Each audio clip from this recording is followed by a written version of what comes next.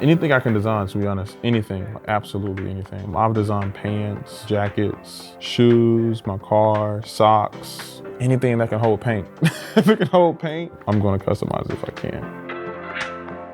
I found football when I was, I would say 6th, 7th grade.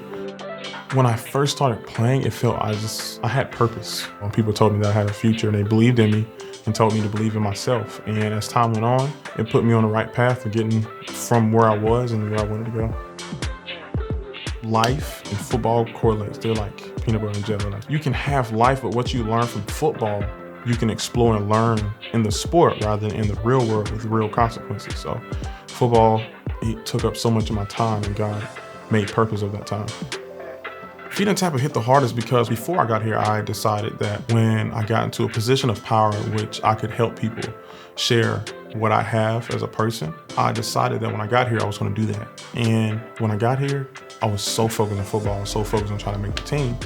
And when I made the team and things started to settle down, I realized that so much time had gone by and I haven't given back to my community. I haven't been a man of my word. It resonated with me because it was the first step I had taken back to being the man of my word and a step back to help my community. The colors for Feeding Tampa are green and orange, so you have to be very attentive on what you're painting, what paint you're going to use, and my designs are constantly changing. When I'm doing art and I'm painting or I'm customizing something, a lot of real-time decisions they can only be made in the moment when you're painting. And with these, I got a good preview, a really good preview of what I can do. And it just saves me a lot of time. I've made like 7 mistakes. If I had been just doing that real time and with real paint, oh my gosh, the process of starting over or even getting a new cleat would have been strenuous. It saves me a lot of time. I feel that is unique.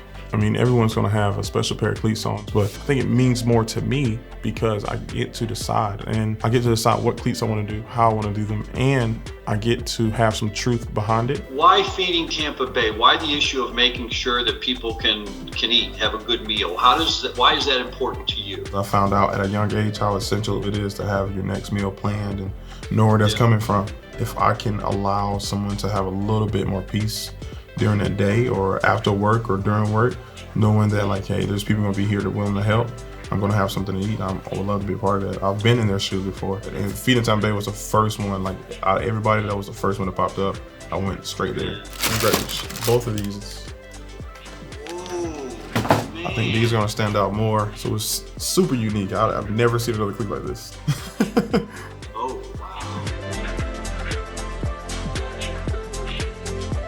Say thank you so much for bringing this awareness, because I think things like this allow us to tell the story of people who are struggling, and we're so grateful that you're willing to put your name behind it and stand up with us. We just can't say thank you enough for that. To give away a pair of cleats with a purpose and a cause behind it, that can wake somebody up and that can inspire change.